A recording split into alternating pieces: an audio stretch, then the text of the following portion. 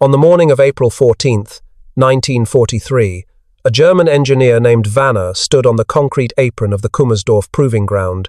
Located 20 miles south of Berlin, he stared at something that should not exist, an American tank, an M4A1 Sherman, serial number 3067641, a cast hull, 75mm gun, with olive drab paint still dusty from the deserts of North Africa.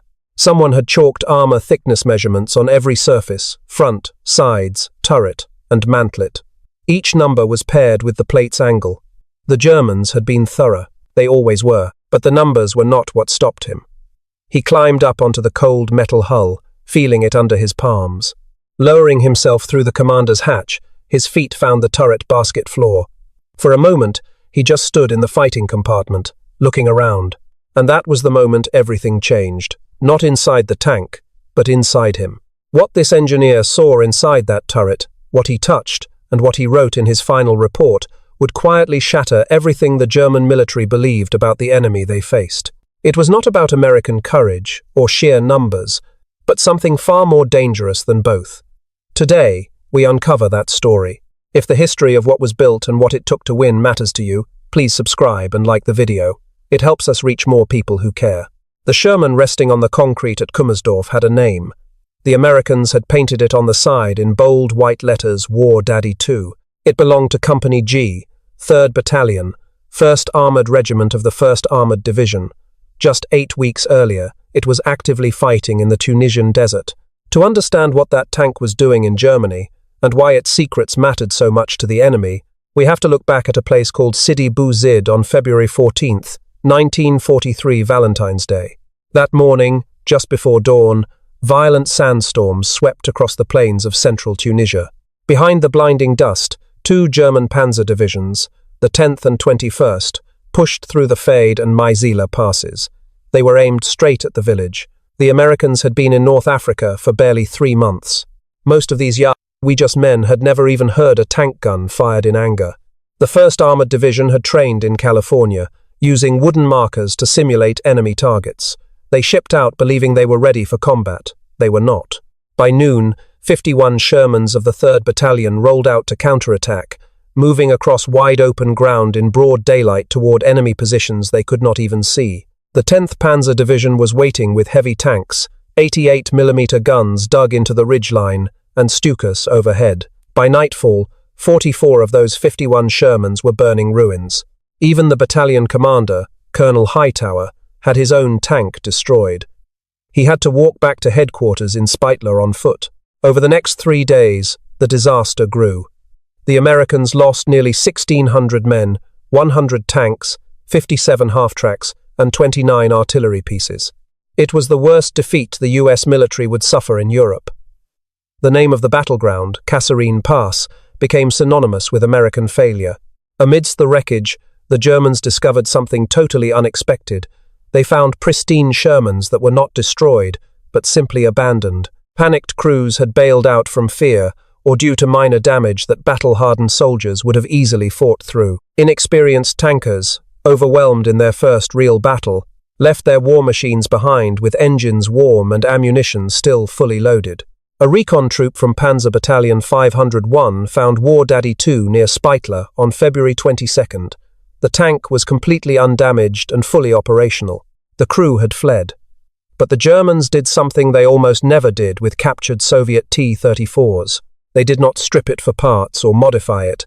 Instead, someone painted on the hull, "Do not disassemble," reserved for the high command. A German crew climbed inside, started the engine, and drove it 350 kilometers to the port of Sfax. The journey took 4.5 days. And here is a critical detail we need to hold on to, because it will matter later on. During that 350-kilometer drive across rough roads in a vehicle built by an Ohio locomotive factory by workers with no prior tank-building experience, absolutely nothing broke. Not the engine, not the transmission, and not the tracks. Not a single component failed, which the German crew definitely noticed, even if they did not understand the implications yet. But the evaluation report the engineers later wrote at Kummersdorf would become one of the most quietly devastating documents of the entire war. This was not because it praised the Sherman, but because of what it revealed about Germany itself. Kummersdorf was not built for admiration, it was built for answers. This site had been testing weapons since the Kaiser's reign. By 1943, it was the Reich's premier evaluation facility for everything from V weapons to captured enemy armor. The entire facility was methodical, clinical, and thorough. When War Daddy 2 arrived by rail, the engineers designated it Test Vehicle Number 259. They bolted on a military license plate and went to work, measuring every single surface. They fired rounds into sample armor plates of identical thickness and angle, and ran the engine on a dynamometer. They stripped down components, weighed them, sketched them, and compared them to their German counterparts. And the very first thing they noted was a major criticism. They reported that American manufacturing employed loose tolerances, intending it as a harsh indictment. German tank production, especially at firms like Henschel and Daimler-Benz, operated on a philosophy inherited from generations of absolute precision engineering. Every component was machined to exact specifications, with gears ground down to 1/1000th of a millimeter. If a part failed to meet tolerances, a skilled machinist adjusted and filed it by hand until it fit perfectly. A German tank was, quite literally, a handcrafted piece of machinery. Each unit was slightly different from the last, requiring specific spare parts designed only for that individual vehicle. Examining the Sherman's components, the engineers at Kummersdorf saw sloppiness gaps where German machinery would have none. Surfaces were smooth but unpolished, and fittings were functional rather than elegant. Then, they decided to try something. They took a road wheel assembly from the Sherman and compared it to the same part taken from a second captured tank. This second vehicle came from another factory, built in a different month, yet the parts were not matching in the strict German sense. The machining marks looked completely different. The casting grain differed slightly, yet the parts fit snugly without filing or adjustments, using only basic field tools. They tried another component, then another. Turret fittings, engine mounts, transmission housings, and track links. Every piece from one Sherman slid onto the other as if built in the same shop on the same day. But they were not. One came from Lima Locomotive in Ohio, the other from Press Steel in Pennsylvania, two factories 600 kilometers apart, neither of which had ever built a tank before the war. Yet they produced parts so standardized that a mechanic in Tunisia could salvage a transmission from a wreck, bolt it into another tank, and drive away. Like this video if you enjoy history. What the Germans saw was no mere tank. It was an industrial philosophy that their entire system could never replicate.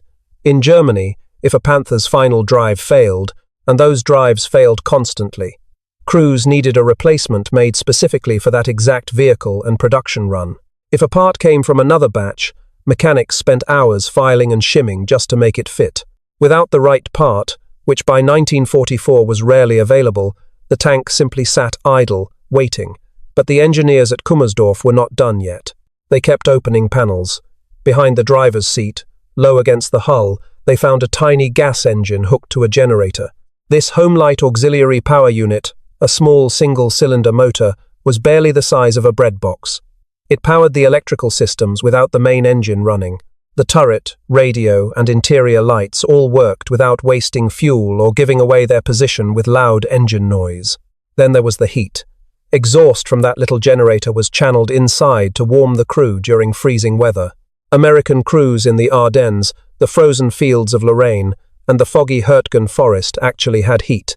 Not much, but some. German crews had nothing.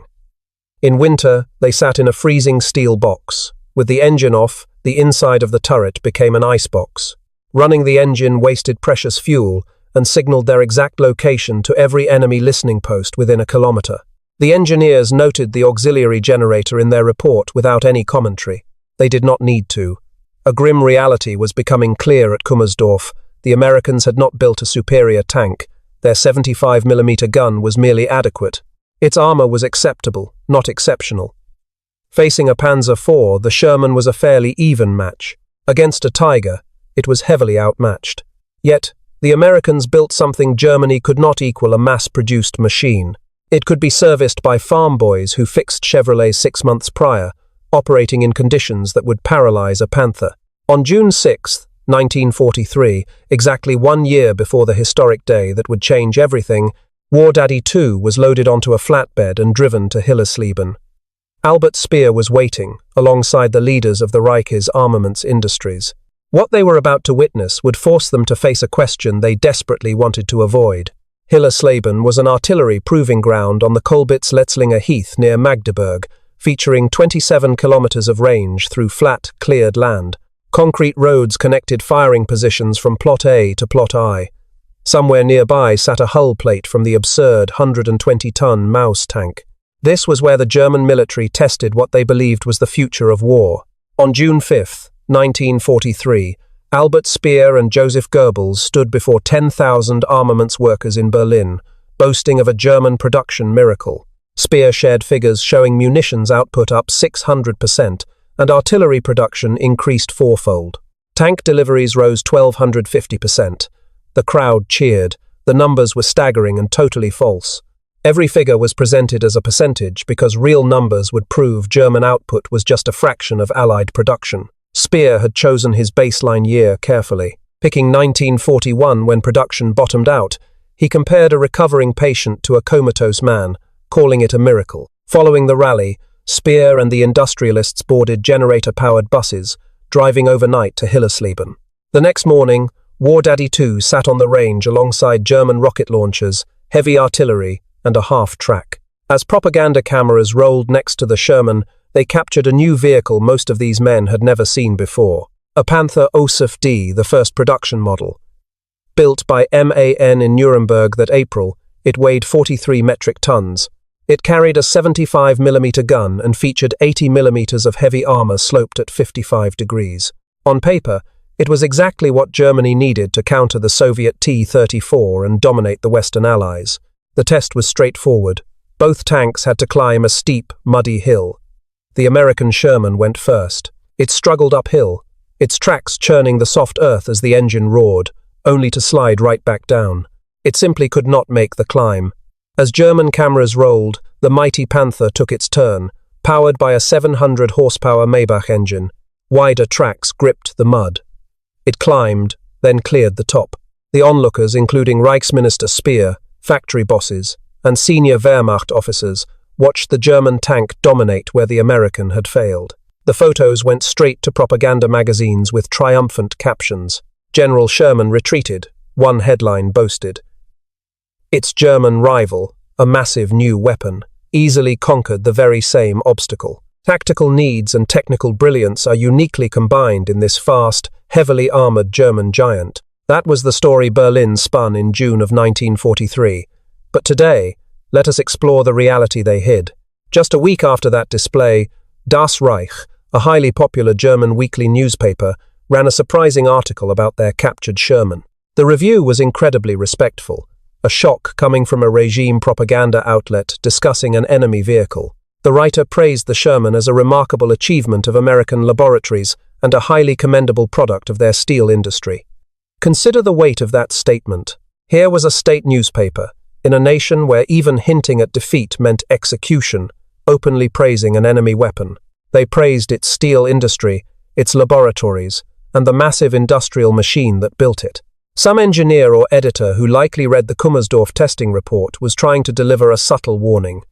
The Sherman did not actually need to climb that hill. It did not need to outgun the Panther. Its true victory was driving 350 kilometers across Tunisia without a single breakdown. It was assembled by former train builders using parts from 12 different factories that fit together like toy blocks. Meanwhile, the high-tech Panther that had easily scaled the testing hill was about to show exactly why mechanical reliability mattered. 5 weeks after Speer watched it climb that slope, the Panther entered combat. On July 5, 1943, 200 Panthers rolled toward Kursk in the largest tank clash in history. Within 24 hours, over half were completely knocked out, not by Soviet shells, but by mechanical breakdowns. Leaking fuel pumps caught fire. Transmissions seized, and the fragile gearboxes delivering power to the tracks literally shattered under the machine's immense weight. Desperate crews abandoned their tanks in open fields. Full repairs required heavy factory equipment, which was over 500 kilometers away. By the end of the first week, combat readiness in several Panther units plummeted to just 16%. For every 6 Panthers sent to the front, 5 sat broken and useless well behind the lines. They waited for spare parts that never arrived, untrained mechanics, and tools that did not exist. Meanwhile, the captured Sherman sat quietly in a shed at Kummersdorf. Its engine still started, its transmission still shifted effortlessly, and nobody in Berlin boasted about that muddy hill anymore. Let us clear up a common myth about World War II tank combat. Most assume it was all about armor thickness and gun size who could pierce whose steel first. While firepower mattered, it rarely decided the outcome. Historically, the battle was almost always won by whoever fired first. A post-war investigation by the United States Army revealed that in the vast majority of armored clashes across the European theater, whichever side landed the first shot won the fight. It was not about having the biggest gun or the thickest steel plating. Victory went to the crew that spotted the enemy, spun their turret, and fired before their opponents could react. This is precisely why a specific feature found inside that captured Sherman was not just a technical detail, but a literal death sentence. Bolted inside the Sherman's turret was a compact hydraulic unit called the oil gear traverse system. Powered by its own electric motor and hydraulic pump, it could rotate the heavy gun 360 degrees in just 15 seconds. The gunner used a hand crank for precise aiming, but a simple power switch allowed for lightning-fast slewing. If a target appeared at 3 o'clock while the gun pointed at 9, the gunner could lock on in under 8 seconds. Now picture a German Panther crew trapped in that exact scenario. The early Model D had a turret system driven entirely by the main engine through a power takeoff. With the engine idling, the traverse was painfully slow, taking a full 60 seconds to make one rotation. If the engine was shut off to conserve fuel during an ambush, the crew had to manually crank the turret without any power assistance.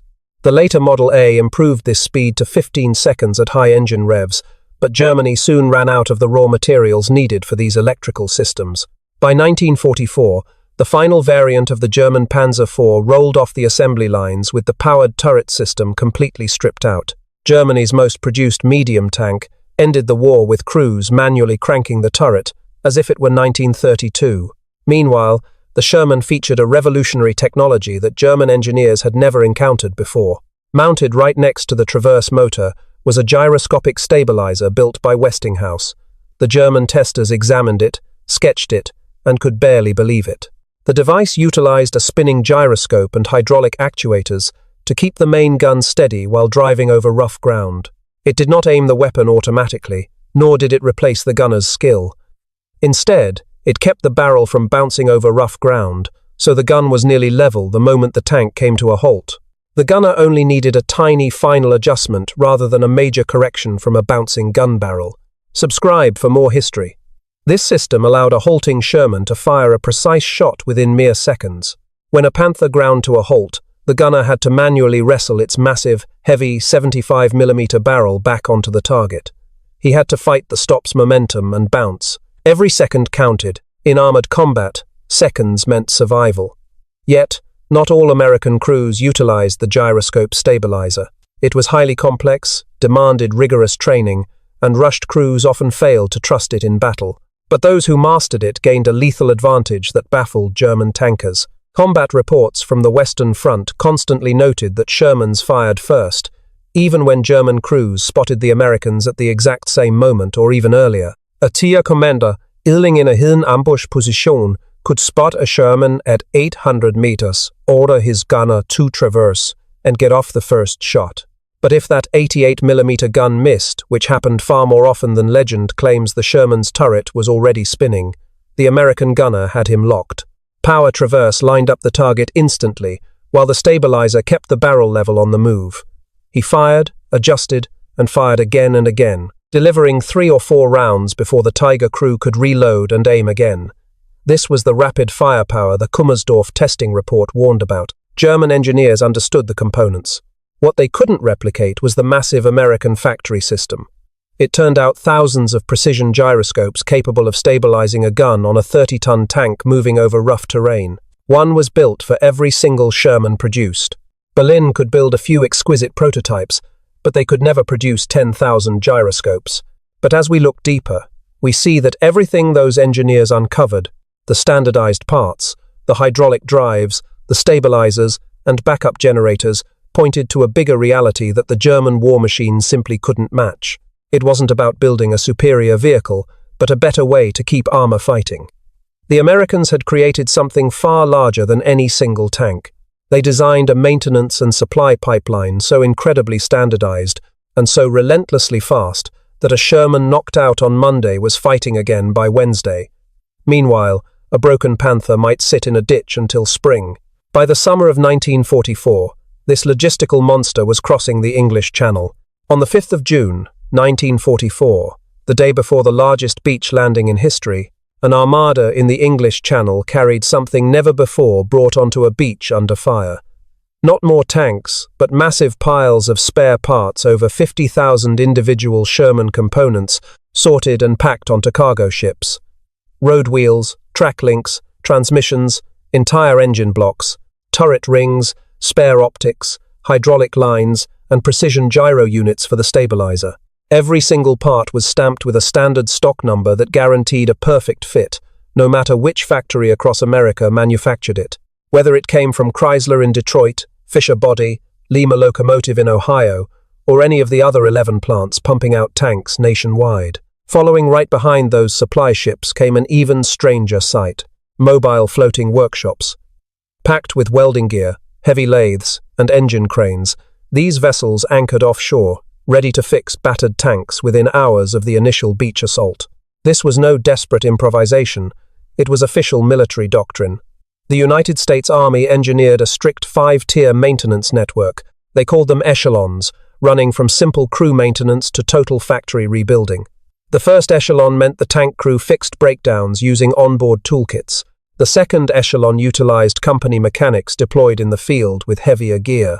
Third echelon units swapped entire assemblies, engines, heavy gearboxes, and final drives. The fourth echelon featured massive divisional depots with overhead cranes and machine shops, handling heavy jobs that in the German army required shipping a tank back to Berlin. Finally, fifth echelon rear facilities could take a burned-out, black-scorched hull and rebuild it back to a fully operational war machine. But here is the critical key that made this giant pipeline work, the very design element the German testers mocked in their analysis of War Daddy 2, fully interchangeable parts. A Sherman gutted by a Panzerfaust in the Normandy hedgerows could surrender its intact turret to another tank with a ruined hull and a thrown track. That Michigan-built turret from Fisher Body bolted straight onto a chassis built by Chrysler in Detroit. No custom modifications, no filing, and no specialists needed. From 2 dead vehicles, they forged 1 living tank ready for combat within 24 to 48 hours. The Germans simply could not match this speed. Their field mechanics were top tier, perhaps the finest trained in Europe. But every German vehicle was practically a custom job. A transmission housing from a Panther built in January didn't match a Panther manufactured by Daimler-Benz in March. A final drive from one Tiger demanded hours of hand filing to fit a Tiger from a different run. And a Panther part would never, under any circumstances, fit a Panzer IV. This meant 3 distinct weapon systems and 3 separate logistics lines fighting over dwindling raw materials and skilled workers, and valuable factory space. Let's picture a German maintenance officer in Normandy in July of 1944. He has 14 Panthers in his unit. Only 6 can fight. 5 are stranded waiting for parts from Germany, while 2 more desperately need new gearboxes. Worse, swapping a Panther's transmission meant stripping away the upper hull and driver's section. A massive task requiring a specialized crane crew and a safe area away from Allied bombers. Another tank suffered an engine fire, but he has no spares despite sending 4 urgent requests up the command chain. Meanwhile, the supply roads behind him are relentlessly pounded by Allied fighter bombers. Now, look at his American counterpart. Out of 30 Shermans, 26 are fully ready. 2 were knocked out yesterday, but 1 is already back in the fight. Their maintenance crews could yank a busted transmission in 6 hours, bolt in a replacement straight from the spare parts truck, and have the tank driving back to the front line by dawn. Another tank might need a new turret basket and gun mount 4th echelon work. Even so, it was back in action within 2 days. By August of 1944, just 2 months after day, American armored divisions in France maintained an astonishing 85% operational readiness rate. 85% of their tanks were fueled, armed, and combat-ready daily. Meanwhile, German panzer divisions plummeted to 50% and kept falling, though not because the Allies weren't losing armor. They lost tanks at brutal rates in the hedgerows, the bloody bocage fighting, and the open fields south of Caen. Yet, the Allied logistics system repaired and replaced them faster than Germany could destroy them. A Sherman knocked out on Tuesday could be completely rebuilt and fighting again by Friday. A Panther destroyed on Tuesday was just scrap metal, but the men who felt the weight of this brutal math weren't the generals reading reports back in Berlin. They were the frontline crews watching their strength evaporate day by day. Fewer Panthers assembled each morning, even fewer remained by sunset, while empty maintenance tents had no spare parts left to offer. Meanwhile, just across the hedgerows, the Americans seemed to field just as many Shermans as the day before, perhaps even more. Those tankers were about to learn why. Subscribe to follow this story. During the winter of 1944, as Germany launched its final desperate offensive in the West, German tankers climbed inside captured Shermans. They did so not as curious engineers, but as soldiers fighting for survival on the freezing night of January 16, 1945. SS Obersturmführer Erwin Bachmann sat shivering in a motorcycle sidecar along a frozen road just outside the Alsatian village of Herrlisheim, France. At 23 years old, he had been fighting since the invasion of Poland in 1939. 6 brutal years, 4 combat fronts, and more lost tanks than he cared to remember. As battalion adjutant of the 10th SS Panzer Regiment, Frundsberg Division, his immediate armoured command consisted of just 4 operational Panther tanks. Only 4. That represented his entire armoured force for the critical night assault. Operation Nordwind, Germany's final offensive in the West, had ground forward for 2 weeks to break the American lines in Alsace, even as the Ardennes offensive stalled. Fuel was practically gone. Fresh replacement vehicles did not exist. Bachmann's proud regiment had started with over 100 main battle tanks, but now he faced an American-held village with just those 4. He had no idea what waited inside Herrlisheim, though scouts reported American armor patrolling the streets. They belonged to the 43rd Tank Battalion of the 12th Armored Division. Exactly how many tanks, the scouts could not say. Just before dawn on January 17th, Bachmann personally led 2 of his Panthers into the southern edge of town. The streets were tight, the stone buildings crowding the road. He positioned both Panthers at a key intersection and hid Panzerfaust rocket teams in the nearby doorways. Then they waited. When the first Allied Shermans rounded the corner at point-blank range, Bachmann's Panthers fired. 2 American tanks immediately exploded into flames, followed by a third. Trapped in the narrow streets with no room to maneuver, the American column stalled completely. Bachmann jumped off his motorcycle, grabbed a Panzerfaust rocket launcher, and personally knocked out a 4th Sherman at point-blank range. In the resulting chaos, the green American crews, in France for less than a month, realized they were surrounded, cut off from their parent battalion, dangerously low on ammunition, and unable to escape the tight roads. 60 GIs surrendered, while 20 captured German troops were freed and rearmed. Amazingly, 12 fully armed, fully fueled, and undamaged M4A3 75mm Sherman tanks were captured completely intact. Their demoralized crews had simply surrendered with their hands raised. As those tanks sat idling, hit like for more history because we are about to reveal the incredible moment this story built toward.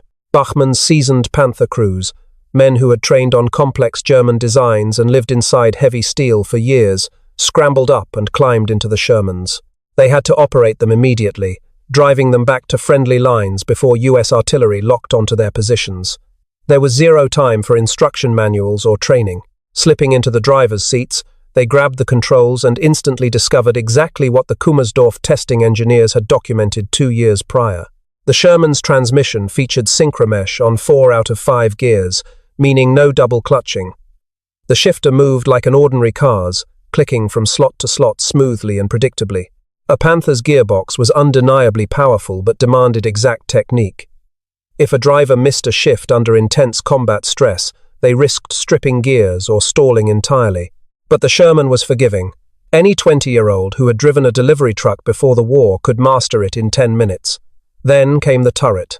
As they reached for the traverse controls, the massive turret swung rapidly, powered by smooth electric hydraulic systems. The entire gun, mantlet, and armor spun on the ring as if weightless. A Panther's turret traversed well only when its engine roared at combat speeds. The Sherman's turret spun effortlessly at all times, even running on its quiet auxiliary generator with the engine off. They found padded, fully adjustable seats. The spacious fighting compartment allowed the loader to stand up and slam shells home without ever having to crouch. The wide-angle periscopes offered superb visibility. Every instrument dial was laid out so logically that it seemed designers had asked veteran crews where they wanted them. Best of all, the engine started reliably every single time. Out on that freezing, icy street in Alsace, the Ford-built GAAV8 engine boasting 500 horsepower, dual overhead cams, and gear-driven reliability with no chains or belts, roared to life without a single hesitation. Bachmann's crew successfully drove all 12 captured Shermans back to Offendorf, carefully radioing ahead to ensure friendly anti-tank units did not open fire on them. These were distinct American silhouettes, now driven by Germans. Every single tank arrived completely undamaged. Whether conquering 350 kilometers of dusty Tunisian roads in 1943 or a freezing night drive in 1945, the Sherman simply didn't care. It ran. These 12 captured vehicles soon formed the 13th Company of the 10th SS Panzer Regiment, with black German crosses painted directly over the Allied white stars. No other modifications were made, because none were needed. And here is the historical detail that reveals the whole truth. German units never modified their captured Shermans. They never up-armored them, never redesigned the turrets, and never swapped the guns for German weapons. They deployed them exactly as American factories had built them. Capturing Soviet T-34s meant modifying them with German cupolas, changing the radios, and adapting the fittings. But with the Sherman, they changed absolutely nothing because there was simply nothing to fix. Just 6 days after Bachmann's men captured those 12 Shermans, the minds behind Germany's entire armoured production gathered. It was a meeting that exposed just how deep the crisis ran, and today, you and I can see that the words spoken in that room were among the most devastating of the war. On January 23, 1945, 6 days after Herrlisheim, in a military bureaucracy conference room, the Panzer Commission gathered. These senior officers, engineers, and industrial representatives were responsible for every single armoured vehicle Germany produced. General Wolfgang Tomale opened with a grim report straight from the front. He did not sugarcoat it, reading that serious complaints continued regarding final drive breakdowns in all vehicle types. He read the statistics. 500 defective final drives on the Panzer IV, their main workhorse in service since 1939, the one vehicle they were supposed to have mastered, plus 370 broken final drives on the Panther, their supposed war-winning wonder, the ultimate answer to the T-34, and the machine that climbed mud hills while the Sherman slid backward. Roughly 100 broken final drives on the Tiger. Nearly 1,000 tanks sat useless in fields, depots, and roadsides. This was not from enemy fire, but because the internal gears of their own drivetrains had chewed themselves to pieces. Then Tomale uttered something no German general had ever said so plainly during an official military meeting. He declared that an orderly utilization of tanks was simply impossible, adding a warning that Kummersdorf engineers had tried to voice 2 years earlier if only someone had listened. The troops lose all confidence and, in some situations, abandon the entire vehicle simply because of this mechanical defect. Abandoned. Not by enemy action, nor from a lack of fuel, but because crews lost faith that their machines would move when they needed them most. Let us consider what that meant for a crewman. Imagine sitting inside 43 tons of steel in a frozen East Prussian field. Soviet artillery edges closer. The driver presses the ignition, and the Maybach engine turns over. The driver shifts into gear, the transmission engages, and as the clutch releases and throttle is applied, the tank lurches forward. Suddenly, the final drive housing makes a sound like a bag of hammers thrown into a cement mixer. The tank stops dead. Now the crew sits trapped in an immobile steel box with incoming Soviet shells. There are no spare parts to fix it, and no recovery vehicle to tow them out. Left with two choices, stay and die or run, German crews were abandoning their posts. They were fleeing not from the enemy, but from their own unreliable machines. Compare that bleak reality to a scene 6 days earlier at Herrlisheim. Bachmann's men operated 12 captured Shermans. Their engines started, transmissions shifted, final drives did not shatter, and turrets traversed smoothly. It was a tank that reliably did exactly what it was told, every single time. The Panzer Commission knew the hard facts.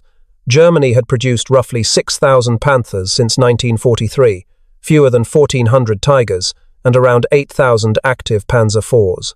During that same window, American industry manufactured over 49,000 Shermans, 49,000 tanks built by 11 factories, many of which had only manufactured locomotives and rail cars 3 years prior. Yet the sheer quantity was not the worst part. Germany could accept being outproduced. What they could not accept, and what the Commission had to confront, was a simple reality.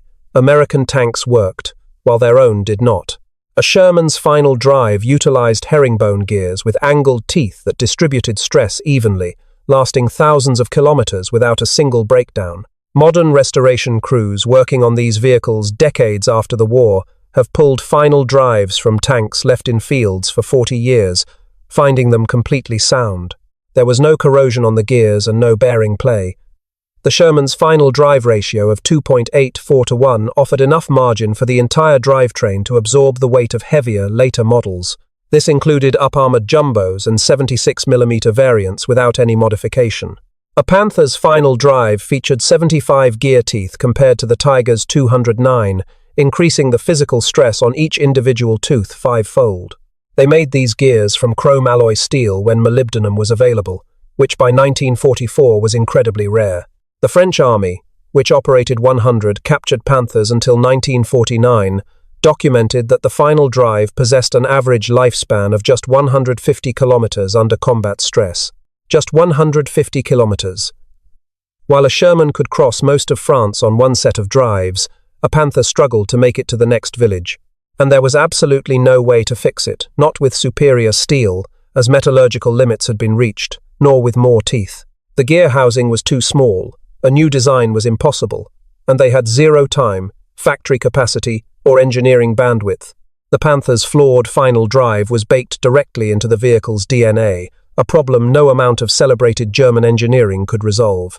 Today, you and I can see that the Sherman's loose tolerances, which Kummersdorf engineers dismissed with disdain in 1943, were actually the perfect choice all along. They built with margin and built for forgiveness. They designed it so an Iowa farm boy could repair it with a wrench, because the alternative was a master machinist already dead on the Eastern Front. Somewhere in Alsace, the 13th Company of the 10th SS Panzer Regiment kept fighting in their 12 captured Shermans. Every morning, those tanks started up. By late April 1945, Soviet tanks closed in on Kummersdorf, the proving ground where War Daddy II had once been measured and tested, and catalogued 2 years earlier, was now in the path of the Red Army's final drive toward Berlin. The testing facility that had evaluated the Maus, the Panther, the Tiger, the Volkswagen weapons, and a single olive-drab Sherman from Ohio was about to become a footnote in someone else's victory. In those chaotic final days, the Germans scraped together a desperate unit they called Panzer Company, a mismatched armor company assembled from whatever still moved on the proving ground. It was a museum of desperation. One Tiger II, one Jagdtiger, several Borgwood remote-controlled demolition carriers mounted with machine guns, an Italian heavy tank that had no business being on a German battlefield, and 2 American Shermans. The very machines that had arrived as curiosities, as objects to be studied, measured, and dismissed were now their absolute last line of defense. German crews climbed into American tanks to fight Soviet armor on German soil. A war that began with panzers rolling through Poland in disciplined columns now ended with a locomotive company's tank from Lima, Ohio, guarding a proving ground south of Berlin. War Daddy II's exact fate is not recorded.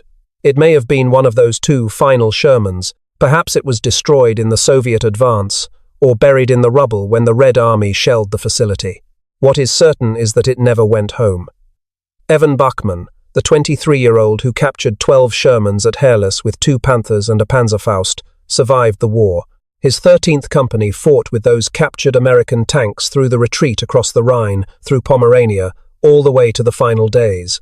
They never ran out of ammunition for the 75mm guns because the advancing Americans left plenty of it behind. In May of 1945, near Göttingen, Bachmann and what was left of his men drove west and surrendered to the British. He went home to live quietly. He died on February 18, 2010, and was buried in Gyengen. He was 88 years old. The Chrysler Detroit Arsenal, The purpose-built factory that produced more Shermans than any other facility in the country kept building tanks after the war. M26 Pershings, M47 Pattons, M48s, M60s, and eventually M1 Abrams. The factory that K.T. Keller built for $5 a year in executive salary survived into the 1990s before Chrysler Defense Systems was sold to General Dynamics. That assembly line never really stopped. Fisher Body in Grand Blanc, Michigan built 11,385 Shermans between 42 and 45. Post-war, the plant went back to making car bodies. The workers who had built tanks went back to building Buicks. The skills were identical. That was the point. That had always been the point. Lima Locomotive Works, which built War Daddy 2, had made train engines since 1870. They built Shermans for 18 months, producing 1,655, before returning to locomotives. A factory that had never seen a tank before 1942 produced machines so well built that German engineers across the ocean were writing reports in language that read like a confession. And this is where our story comes to rest. What stunned German tankers inside captured American Shermans was not the armor, nor was it the gun. It was not any single component that a German engineer could point to and say, "This is better than what we build." What stunned them was the ordinary details, like a part that fit without filing, a gear that shifted without force, a turret that moved when you commanded it to, an engine that started in the cold, a generator that gave you heat when everything outside was frozen, a tank built by locomotive workers and car mechanics 6,000 miles away that worked reliably every single time, while their own vehicles, built by Europe's finest precision engineers, fell apart under their hands. That was the final verdict, not delivered in some loud conference room or written in a formal report, but felt in the fingers of a German mechanic who picked up a Sherman road wheel and watched it slide into place without resistance, or in the hands of a driver at Herrlisheim who put the Sherman in gear and felt the synchromesh catch like a Sunday drive, or in the silence of a Panther crew sitting in a dead tank in a frozen field, knowing that across the battle lines, every American tank was running. The Americans did not build the war's best tank, they built the absolute best system. And the men inside those captured Shermans were the first to understand, not as a statistic or a production chart, but as the feeling of a machine that worked, built by a country that figured out what Germany never could, how to build 50,000 of anything, and make every single one of them right. Thank you for staying with this story for the last hour. If it moved you or taught you something new, a simple like genuinely helps. It tells the algorithm that this kind of deep history matters, helping these stories reach the people who want to find them. If you are not subscribed yet, I would be honored if you joined us. Hit subscribe and the bell so you never miss a new investigation. I would love to know where you are watching from today. And if someone in your family fought for the Allied cause in the Second World War, a father, a grandfather, a great uncle who helped build that victory, tell me in the comments. Their service deserves to be remembered.